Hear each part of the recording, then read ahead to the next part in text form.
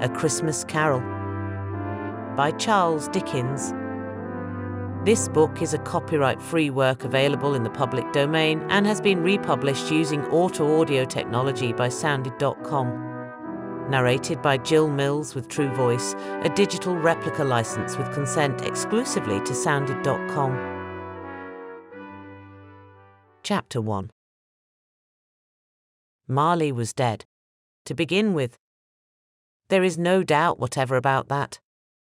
The register of his burial was signed by the clergyman, the clerk, the undertaker, and the chief mourner. Scrooge signed it, and Scrooge's name was good upon change for anything he chose to put his hand to. Old Marley was as dead as a doornail. Mind, I don't mean to say that I know, of my own knowledge, what there is particularly dead about a doornail. I might have been inclined, myself, to regard a coffin-nail as the deadest piece of ironmongery in the trade. But the wisdom of our ancestors is in the simile, and my unhallowed hand shall not disturb it, or the country's done for. You will therefore permit me to repeat, emphatically, that Marley was as dead as a doornail. Scrooge knew he was dead? Of course he did. How could it be otherwise? Scrooge and he were partners for I don't know how many years. Scrooge was his sole executor, his sole administrator, his sole assign, his sole residuary legatee, his sole friend, and sole mourner. And even Scrooge was not so dreadfully cut up by the sad event, but that he was an excellent man of business on the very day of the funeral, and solemnized it with an undoubted bargain. The mention of Marley's funeral brings me back to the point I started from. There is no doubt that Marley was dead. This must be distinctly understood, or nothing wonderful can come of the story I am going to relate. If we were not perfectly convinced that Hamlet's father died before the play began, there would be nothing more remarkable in his taking a stroll at night, in an easterly wind, upon his own ramparts, than there would be in any other middle-aged gentleman rashly turning out after dark in a breezy spot. Say St. Paul's churchyard, for instance, literally to astonish his son's weak mind. Scrooge never painted out old Marley's name. There it stood, years afterwards, above the warehouse door, Scrooge and Marley. The firm was known as Scrooge and Marley. Sometimes people new to the business called Scrooge, and sometimes Marley, but he answered to both names. It was all the same to him. Oh, but he was a tight-fisted hand at the grindstone, Scrooge, a squeezing, wrenching, grasping, scraping, clutching, covetous, old sinner. Hard and sharp as flint, from which no steel had ever struck out generous fire. Secret and self-contained and solitary as an oyster. The cold within him froze his old features, nipped his pointed nose, shriveled his cheek, stiffened his gait, made his eyes red, his thin lips blue, and spoke out shrewdly in his grating voice. A frosty rime was on his head, and on his eyebrows, and his wiry chin. He carried his own low temperature always about with him. He iced his office in the dog days, and didn't thaw it 1 degree at Christmas. External heat and cold had little influence on Scrooge. No warmth could warm, no wintry weather chill him. No wind that blew was bitterer than he, no falling snow was more intent upon its purpose, no pelting rain less open to entreaty. Foul weather didn't know where to have him. The heaviest rain, and snow, and hail, and sleet could boast of the advantage over him in only one respect. They often came down handsomely, and Scrooge never did. Nobody ever stopped him in the street to say, with gladsome looks, "My dear Scrooge, how are you? When will you come to see me?" No beggars implored him to bestow a trifle, no children asked him what it was o'clock, no man or woman ever once in all his life inquired the way to such and such a place, of Scrooge. Even the blind men's dogs appeared to know him, and when they saw him coming on, would tug their owners into doorways and up courts, and then would wag their tails as though they said, "No eye at all is better than an evil eye, dark master." But what did Scrooge care? It was the very thing he liked. To edge his way along the crowded paths of life, warning all human sympathy to keep its distance, was what the knowing ones call nuts to Scrooge. Once upon a time, Of all the good days in the year, on Christmas Eve, old Scrooge sat busy in his counting-house.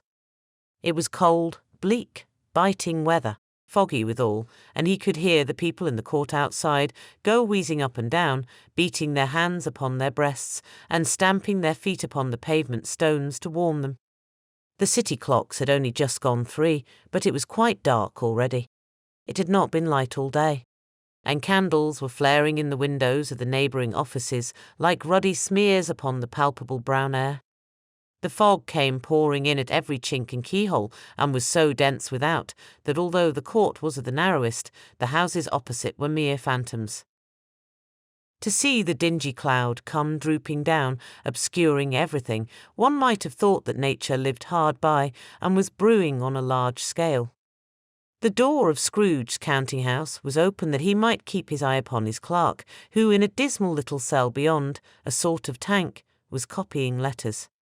Scrooge had a very small fire, but the clerk's fire was so very much smaller that it looked like one coal. But he couldn't replenish it, for Scrooge kept the coal-box in his own room, and so surely as the clerk came in with the shovel, the master predicted that it would be necessary for them to part. Wherefore the clerk put on his white comforter and tried to warm himself at the candle, in which effort, not being a man of a strong imagination, he failed.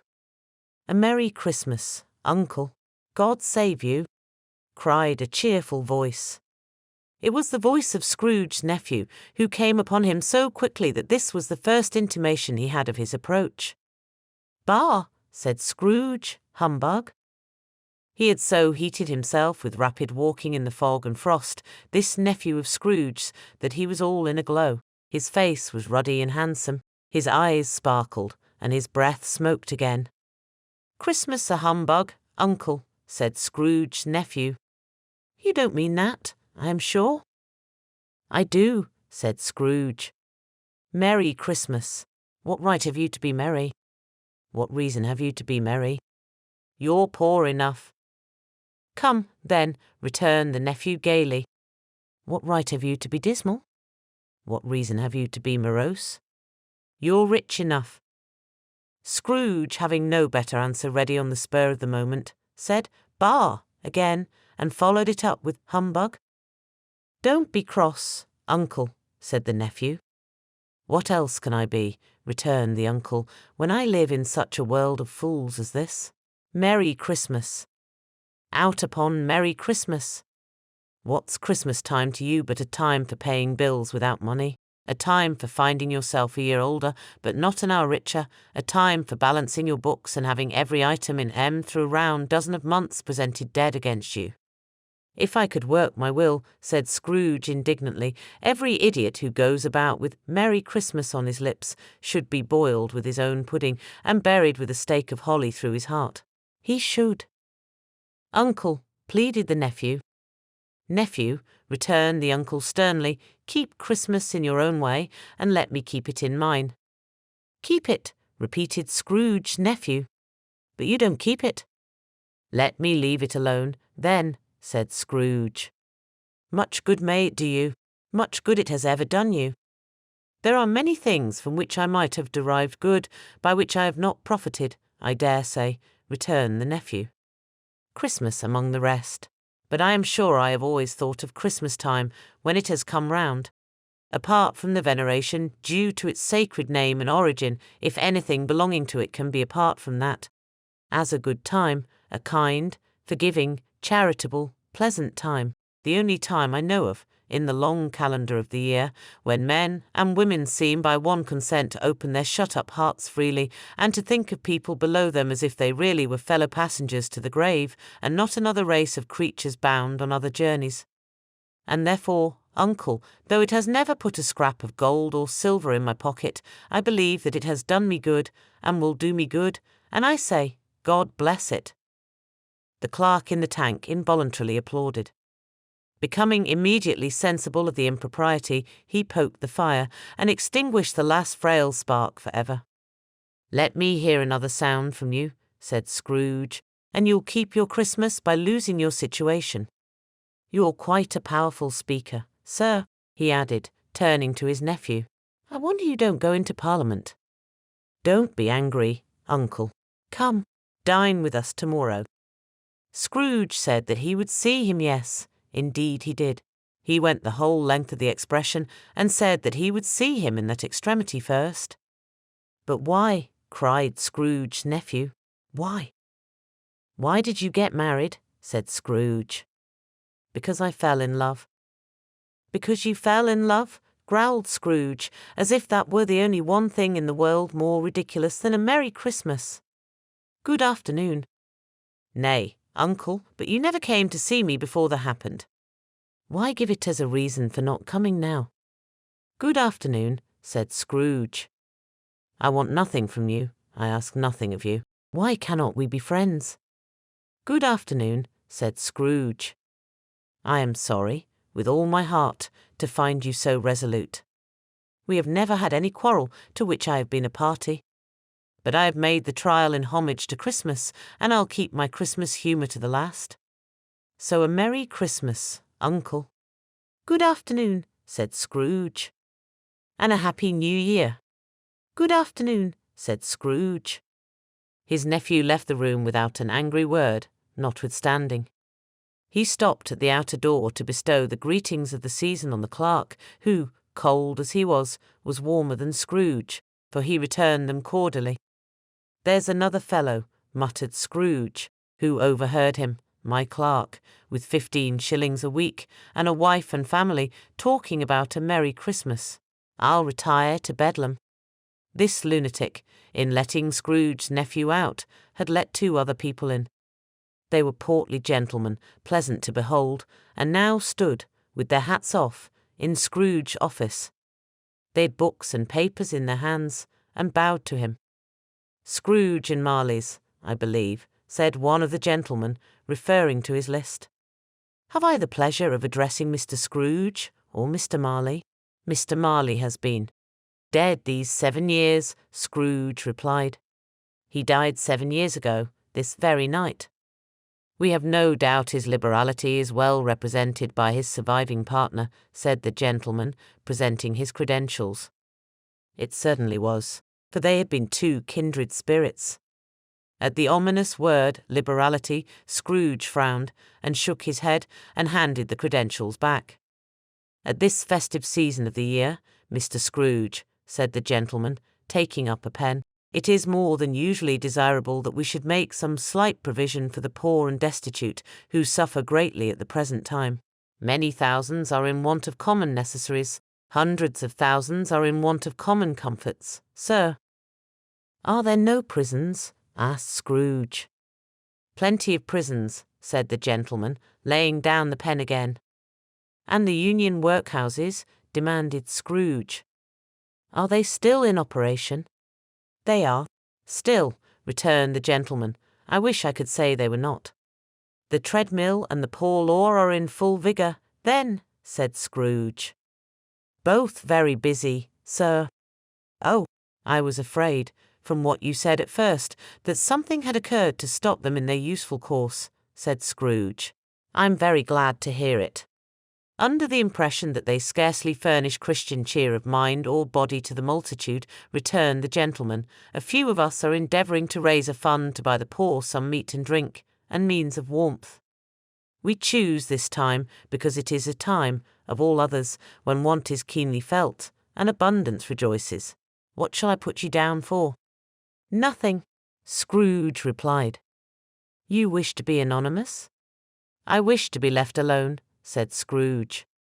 Since you ask me what I wish, gentlemen, that is my answer. I don't make merry myself at Christmas, and I can't afford to make idle people merry. I help to support the establishments I have mentioned. They cost enough, and those who are badly off must go there. Many can't go there, and many would rather die. If they would rather die, said Scrooge, they had better do it, and decrease the surplus population. Besides, excuse me, I don't know that. But you might know it, observed the gentleman. It's not my business, Scrooge returned.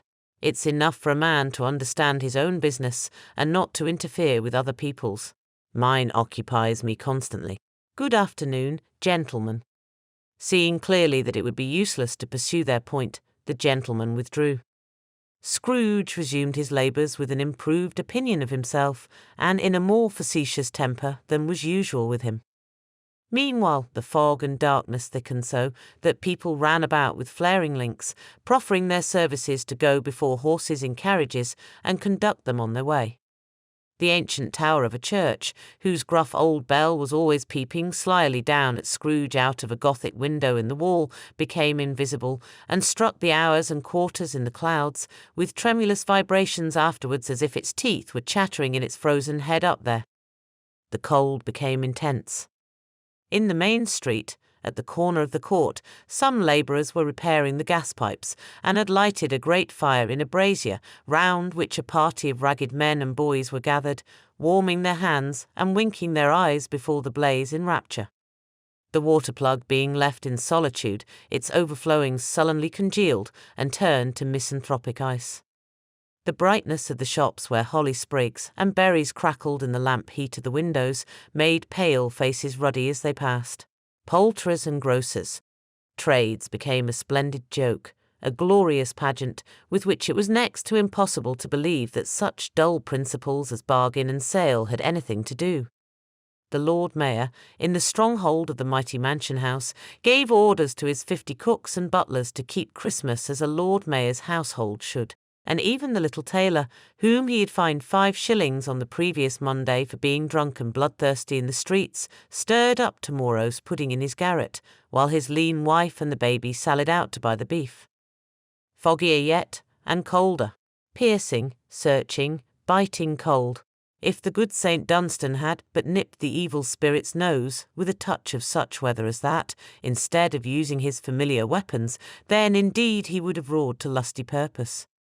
The owner of one scant young nose, gnawed and mumbled by the hungry cold as bones are gnawed by dogs, stooped down at Scrooge's keyhole to regale him with a Christmas carol, but at the first sound of "God bless you, merry gentlemen, may nothing you dismay," Scrooge seized the ruler with such energy of action that the singer fled in terror, leaving the keyhole to the fog and even more congenial frost.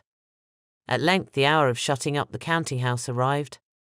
With an ill-will, Scrooge dismounted from his stool and tacitly admitted the fact to the expectant clerk in the tank, who instantly snuffed his candle out and put on his hat. "You'll want all day tomorrow, I suppose?" said Scrooge. "If quite convenient, sir." "It's not convenient," said Scrooge, "and it's not fair. If I was to stop half-a-crown for it, you'd think yourself ill-used, I'll be bound." The clerk smiled faintly. "And yet," said Scrooge, "you don't think me ill-used, when I pay a day's wages for no work." The clerk observed that it was only once a year.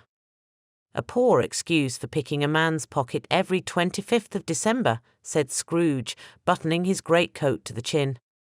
"But I suppose you must have the whole day. Be here all the earlier next morning." The clerk promised that he would, and Scrooge walked out with a growl. The office was closed in a twinkling, and the clerk, with the long ends of his white comforter dangling below his waist, for he boasted no greatcoat, went down a slide on Cornhill at the end of a lane of boys, 20 times, in honour of its being Christmas Eve, and then ran home to Camden Town as hard as he could pelt, to play at blindman's buff. Scrooge took his melancholy dinner in his usual melancholy tavern, and having read all the newspapers, and beguiled the rest of the evening with his banker's book, went home to bed. He lived in chambers which had once belonged to his deceased partner. They were a gloomy suite of rooms, in a lowering pile of building up a yard, where it had so little business to be, that one could scarcely help fancying it must have run there when it was a young house, playing at hide-and-seek with other houses, and forgotten the way out again.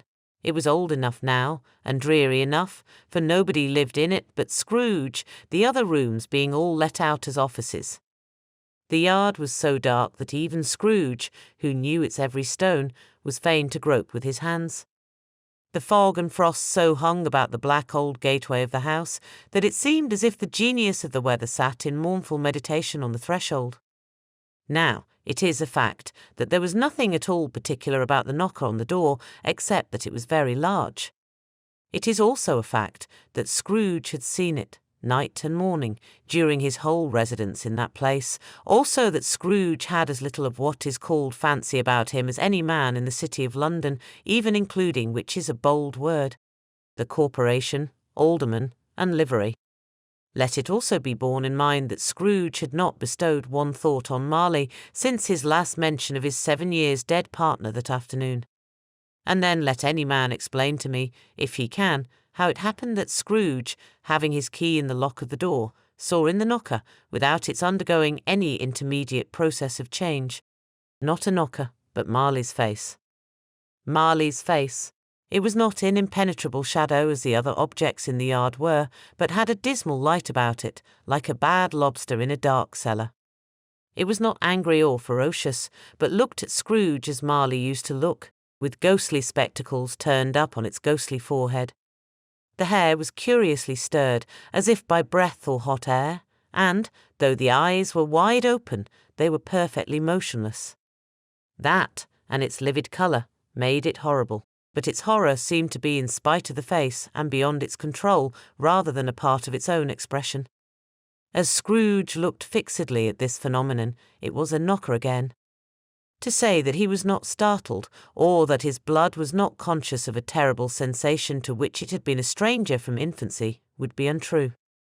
But he put his hand upon the key he had relinquished, turned it sturdily, walked in, and lighted his candle. He did pause, with a moment's irresolution, before he shut the door, and he did look cautiously behind it first, as if he half expected to be terrified with the sight of Marley's pigtail sticking out into the hall. But there was nothing on the back of the door except the screws and nuts that held the knocker on, so he said, "Pooh, pooh," and closed it with a bang. The sound resounded through the house like thunder.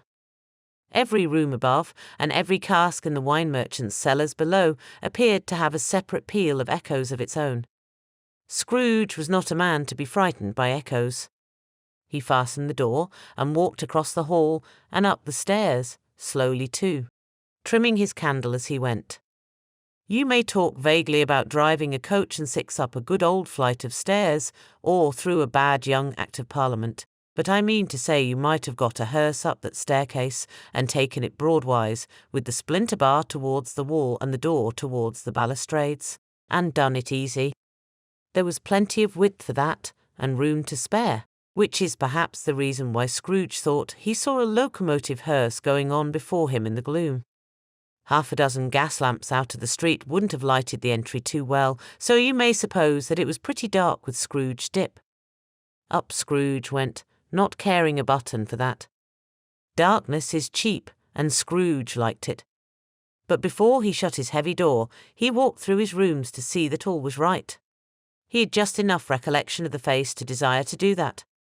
Sitting room, bedroom, lumber room, all as they should be. Nobody under the table, nobody under the sofa, a small fire in the grate, spoon and basin ready, and the little saucepan of gruel Scrooge had a cold in his head, upon the hob. Nobody under the bed, nobody in the closet, nobody in his dressing gown, which was hanging up in a suspicious attitude against the wall. Lumber room as usual.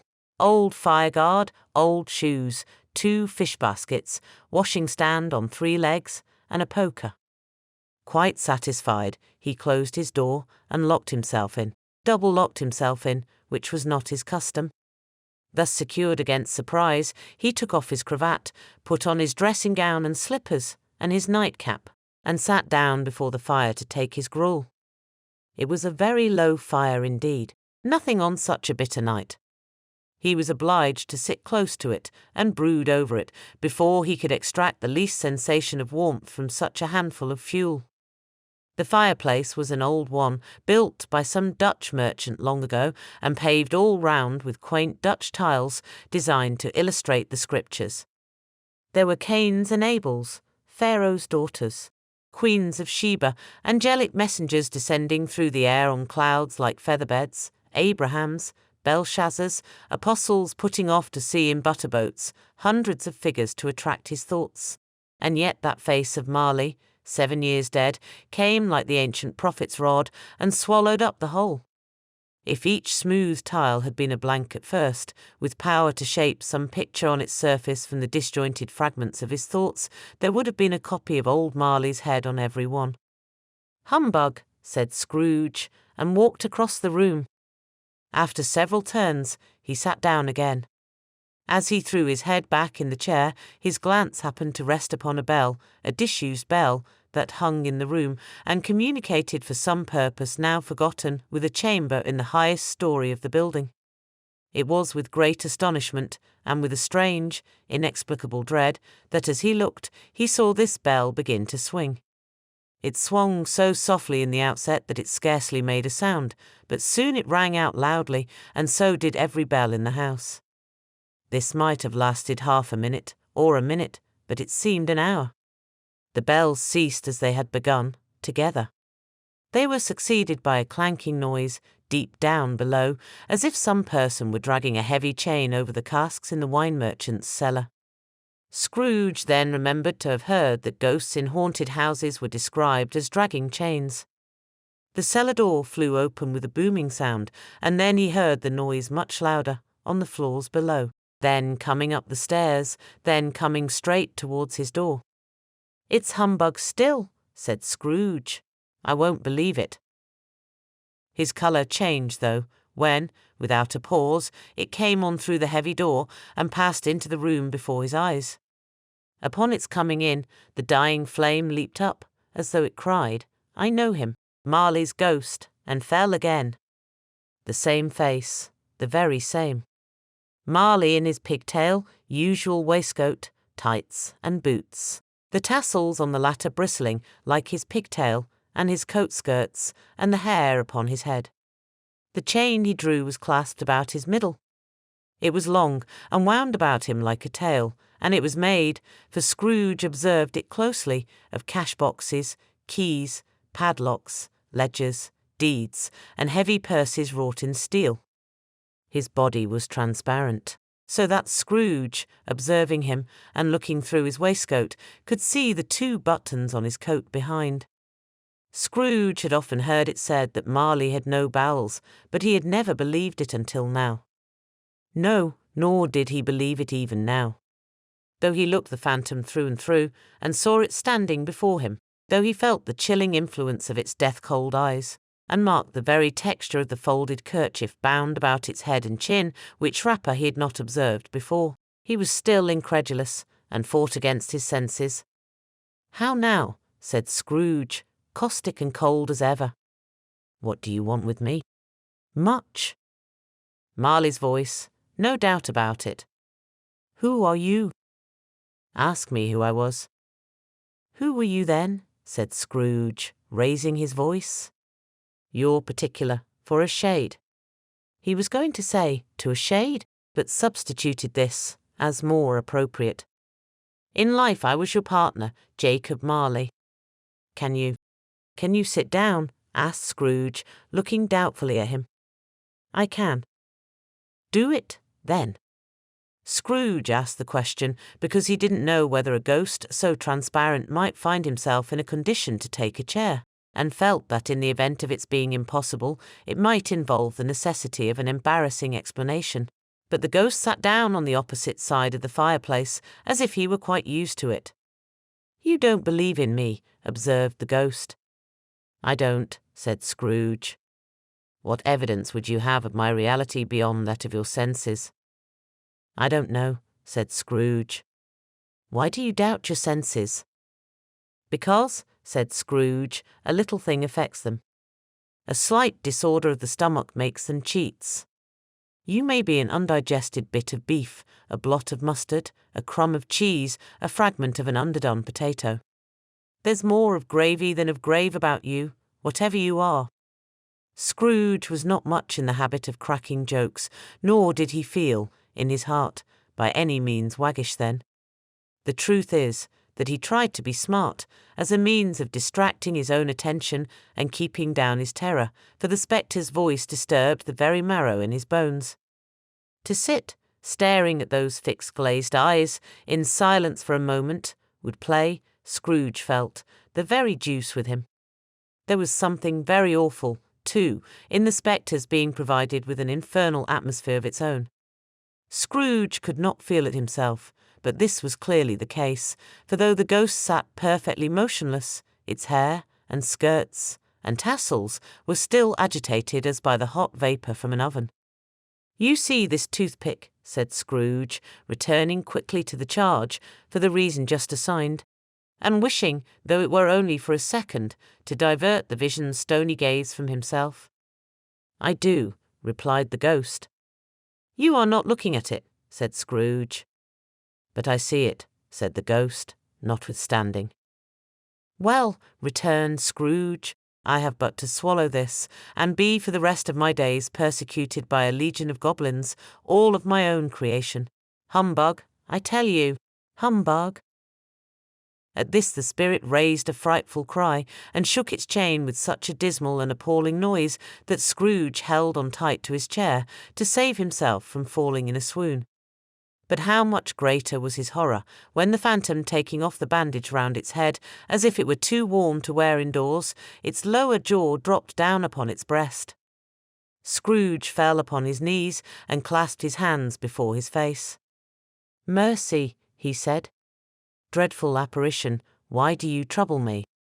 "Man of the worldly mind," replied the ghost, "do you believe in me or not?" "I do," said Scrooge. "I must. But why do spirits walk the earth, and why do they come to me?"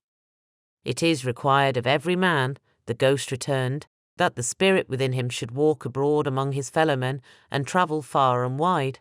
And if that spirit goes not forth in life, it is condemned to do so after death. It is doomed to wander through the world. Oh, woe is me!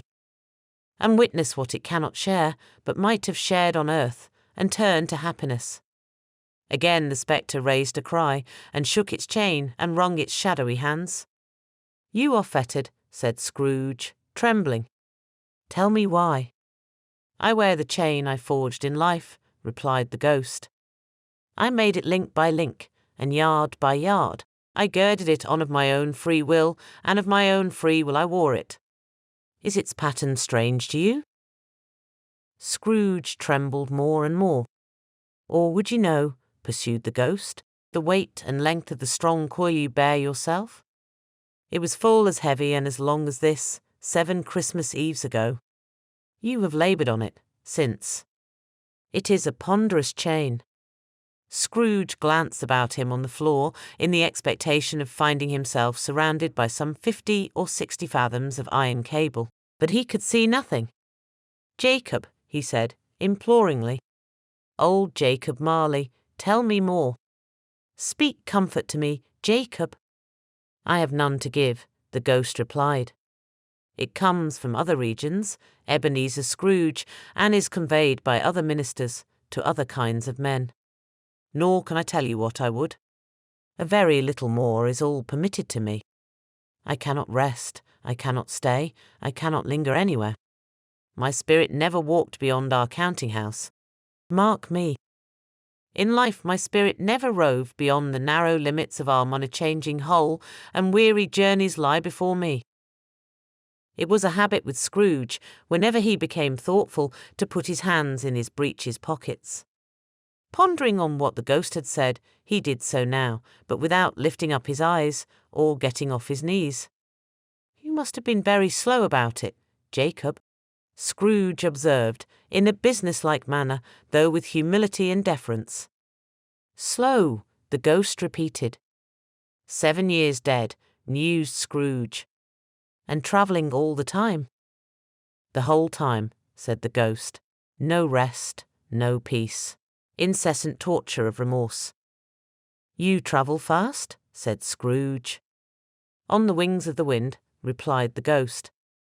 "You might have got over a great quantity of ground in 7 years," said Scrooge. The ghost, on hearing this, set up another cry, and clanked its chains so hideously in the dead silence of the night that the ward would have been justified in indicting it for a nuisance. "Oh, captive, bound, and double-ironed," cried the phantom, "not to know that ages of incessant labour by immortal creatures for this earth must pass into eternity before the good of which it is susceptible is all developed.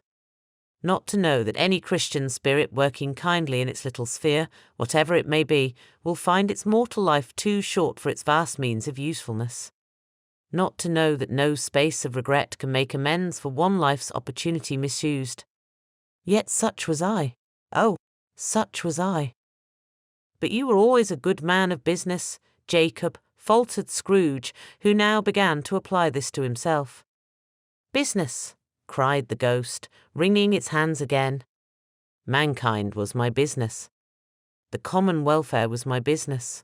Charity, mercy, forbearance, and benevolence were all my business. The dealings of my trade were but a drop of water in the comprehensive ocean of my business. It held up its chain at arm's length, as if that were the cause of all its unavailing grief, and flung it heavily upon the ground again. At this time of the rolling year, the spectre said, I suffer most. Why did I walk through crowds of fellow beings with my eyes turned down, and never raise them to that blessed star which led the wise men to a poor abode? Were there no poor homes to which its light would have conducted me? Scrooge was very much dismayed to hear the spectre going on at this rate, and began to quake exceedingly. Hear me, cried the ghost. My time is nearly gone. I will, said Scrooge. But don't be hard upon me. Don't be flowery, Jacob, pray. How it is that I appear before you in a shape that you can see, I may not tell. I have sat invisible beside you many and many a day. It was not an agreeable idea. Scrooge shivered and wiped the perspiration from his brow. That is no light part of my penance, pursued the ghost. I am here tonight to warn you that you have yet a chance and hope of escaping my fate, a chance and hope of my procuring Ebenezer. You were always a good friend to me, said Scrooge. Thank ye. You will be haunted, resumed the ghost, by 3 spirits. Scrooge's countenance fell almost as low as the ghost's had done. Is that the chance and hope you mentioned, Jacob? He demanded, in a faltering voice. It is. I think I'd rather not, said Scrooge. Without their visits, said the ghost, you cannot hope to shun the path I tread. Expect the first tomorrow, when the bell tolls 1. Couldn't I take M all at once, and have it over, Jacob, hinted Scrooge. Expect the second on the next night at the same hour.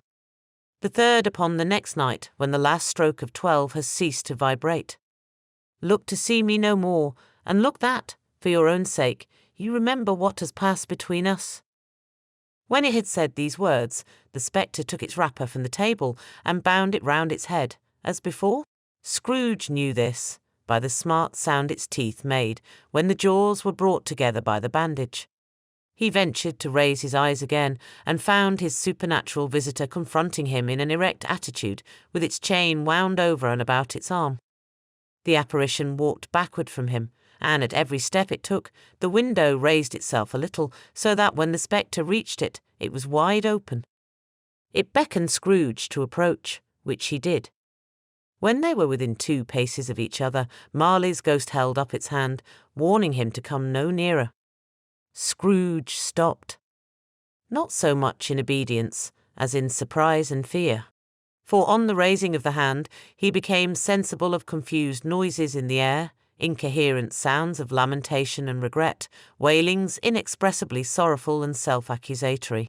The spectre, after listening for a moment, joined in the mournful dirge, and floated out upon the bleak, dark night. Scrooge followed to the window, desperate in his curiosity. He looked out. The air was filled with phantoms, wandering hither and thither in restless haste, and moaning as they went.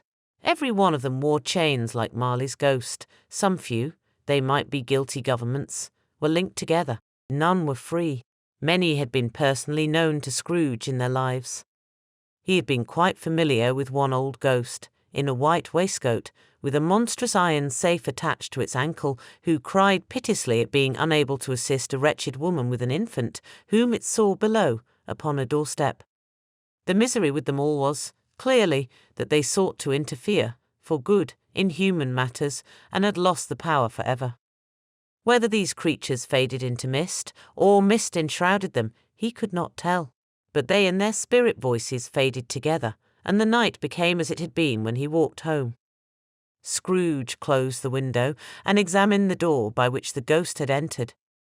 It was double-locked, as he had locked it with his own hands, and the bolts were undisturbed. He tried to say humbug, but stopped at the first syllable. And being, from the emotion he had undergone, or the fatigues of the day, or his glimpse of the invisible world, or the dull conversation of the ghost, or the lateness of the hour, much in need of repose, went straight to bed, without undressing, and fell asleep upon the instant.